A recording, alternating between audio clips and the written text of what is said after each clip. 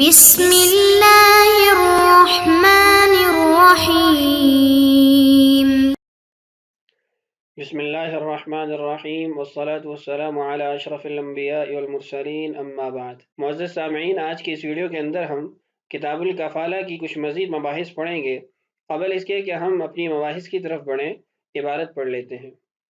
فَإِن كَفَلَ بِمَا لَكَ عَلَيْهِ ضَمِنَ قَدْرَ مَا قَامَتْ بِهِ بَيِّنَةٌ وَبِلَا بَيِّنَةٍ صُدِّقَ الْكَفِيلُ فِيمَا يُقِرُّ بِهِ مَعَ حَلْفِهِ، والأصيل فيما يقر بأكثر منه على نفسه فقط، أي إن لم يقم البينة صدق الكفيل في مقدار ما يقر به مع أنه يحلف على نفي الزيادة، وينبغي أن يحلف على العلم بأنك لا تعلم أن أكثر من هذا واجب على الأصيل، فإن نكل أو أقر بالزائد لزم عليه، وإنما يحلف على العلم لأن الحلف فيما يجب على الغير ليس إلا على العلم، وإن أقر الأصيل بأكثر مما أقر به الكفيل يكون ذلك مقتصرا عليه، لأن الإقرار حجة قاصرة، وكلمة ما في قوله فيما يقر به موصولة، والضمير في به راجع إلى ما، وفي قوله فيما يقر بأكثر منه مصدرية، أي صدق الكفيل في إقراره بأكثر منه، أي مما يقر به الكفيل، ولو جعلت موصولة يفسد المعنى، لأنه حينئذ يصير تقدير الكلام صدق الأصيل في الشيء الذي يقر بأكثر منه، أي من ذلك الشيء، فالشيء الذي يقر الأصيل بأكثر منه هو ما أقر به الكفيل، والغرض أن الأصيل يصدق في الأكثر لا أنه يصدق فيما أقر به الكفيل. وللطالب مطالبة من شاء من أصيل وكفيل ومطالبتهما، فإن طالب أحدهما فله مطالبة الآخر، هذا بخلاف المالك إذا اختار أحد الغاصبين، فإن اختياره أحدهما يتضمن تمليكه، يعني إذا قضى القاضي بذلك، كذا في مبسوط شيخ الإسلام، فإذا ملك أحدهما لا يمكنه أن يملك الآخر، وتصح بأمر الأصيل وبلا أمره، ثم إن أمره رجع عليه بعد أتائه إلى طالبه ولا يطالبه قبله، بخلاف الوكيل بالشراء، فإنه إذا اشترى كان له مطالبة الثمن من موكله قبل أدائه إلى البائع، لأنه انعقد بين الوكيل والموكل مبادلة حكمية، وإن لم يأمره لم يرجع، فإن لوزم الكفيل بالمال فله ملازمة أصيله، وإن حبسه فله حبسه، لأنه لاحقه هذا الضرر بأمره فيعامله بمثله۔ یہ ہے آج کے ہمارے سبق کی عبارت۔ اس عبارت کے اندر مصنف رحمہ اللہ نے 3 مسئلے ذکر کیے ہیں۔ پہلا مسئلہ یہ ہے کہ جب مکفول بھی مجہول ہو تو اس کو کیسے متعین کیا جائے گا، کفیل کی بات مانی جائے گی، اصیل کی بات مانی جائے گی، یا مدعی کی بات کو مانا جائے گا۔ دوسرا جو مسئلہ ہے وہ 4 احکام ہیں کفالت کے بارے میں، جن میں سے 2 حکم انشاءاللہ آج پڑھیں گے، بقیہ 2 حکم آنے والی ویڈیوز کے اندر پڑھیں گے۔ تو پہلا مسئلہ کہ جب مکفول بھی مجہول ہو تو اس میں کس کے قول کا اعتبار کیا جائے گا، اس کی وضاحت سن لیجئے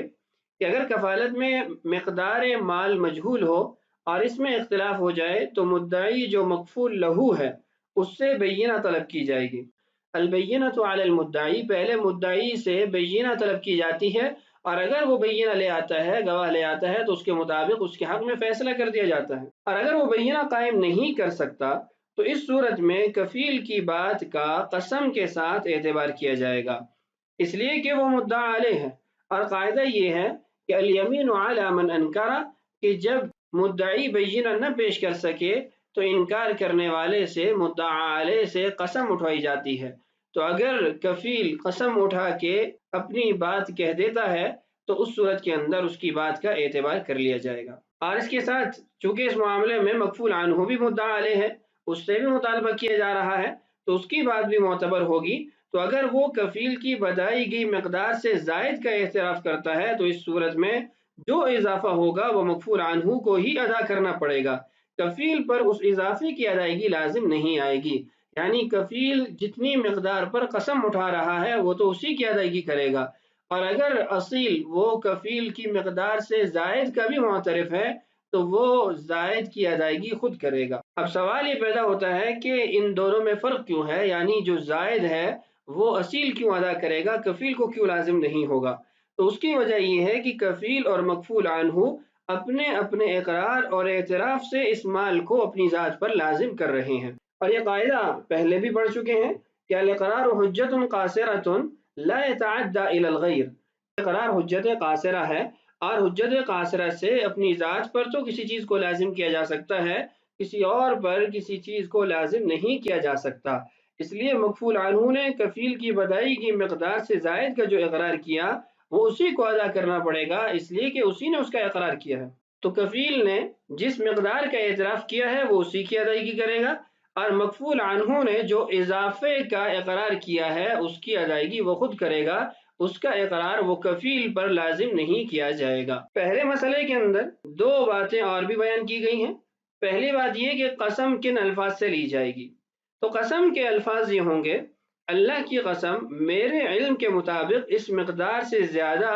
اصیل پر یعنی مکفول عنہ پر لازم نہیں ہے، یعنی جاننے پر قسم لی جائے گی۔ وہ مطلقاً نہیں کہے گا کہ اللہ کی قسم اس مقدار سے زیادہ اصیل پر لازم نہیں ہے، بلکہ وہ اپنے علم کی بنیاد پر کہے گا کہ میرے علم کے مطابق، اس لیے کہ الحلف فیما یجب علی الغیر لیس الا علی العلم، جب بندہ کسی اور پر قسم اٹھا رہا ہوتا ہے تو وہ علم کی بنیاد پر اٹھائے گا، علم کے کلمات سے اٹھائے گا۔ ضابطہ ہے القضاء علی الظاہری، فیصلہ تو ظاہری بنیاد پر ہوتا ہے، تو ظاہراً جو چیز اس کے سامنے ہے، جو اس کے علم ہے، اس کو بیان کرے گا تاکہ اس کے مطابق فیصلہ ہو سکے۔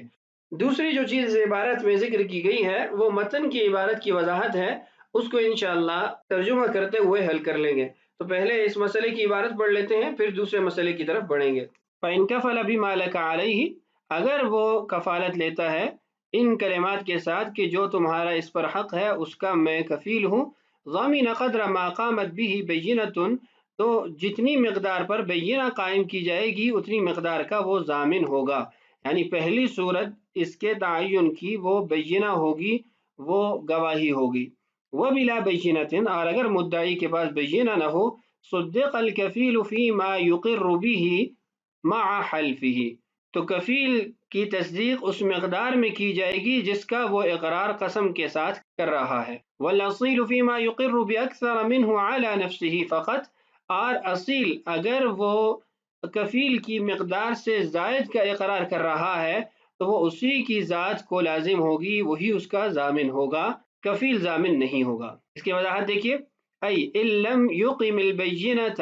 صدق الکفیل فی مقدار ما یقر به مع انه یحلف علی نفی الزیادہ، کفیل کی تصدیق کی جائے گی اس مقدار میں جس کا وہ اقرار کر رہا ہے، اور اس کے ساتھ ساتھ اس سے قسم اٹھوائی جائے گی کہ اس سے زائد پیسے اصیل پر لازم نہیں ہے، یعنی اضافے کی نفی بھی کرے گا قسم کے ساتھ۔ وَيَنبَغِي أَن يُحْلَفَ عَلَى الْعِلْمِ، اور اس کو علم پر قسم اٹھانی چاہیے، بِأَنَّكَ لَا تَعْلَمُ، کہ تم نہیں جانتے ہو، ان اکثر من هذا، کہ اس سے زائد، واجب واجب ہے، علی الاصیل اصیل پر،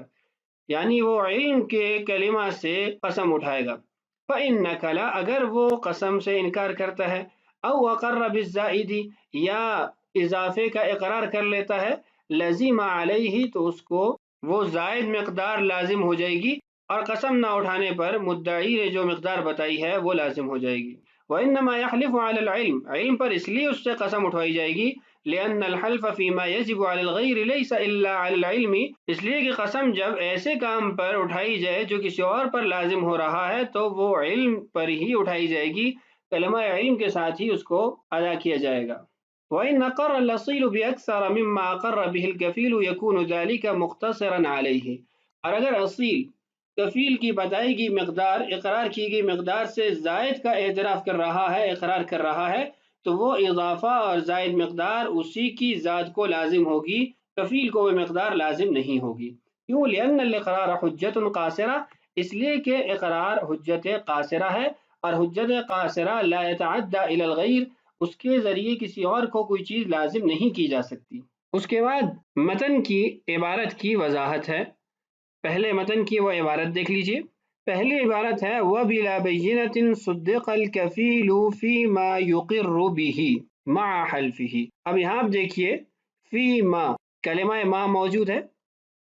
دوسری عبارت ہے وَالْأَصِيلُ فِيمَا يُقِرُّ بِأَكْثَرَ مِنْهُ عَلَى نَفْسِهِ فَقَط، یہاں پر بھی کلمہ ما موجود ہے۔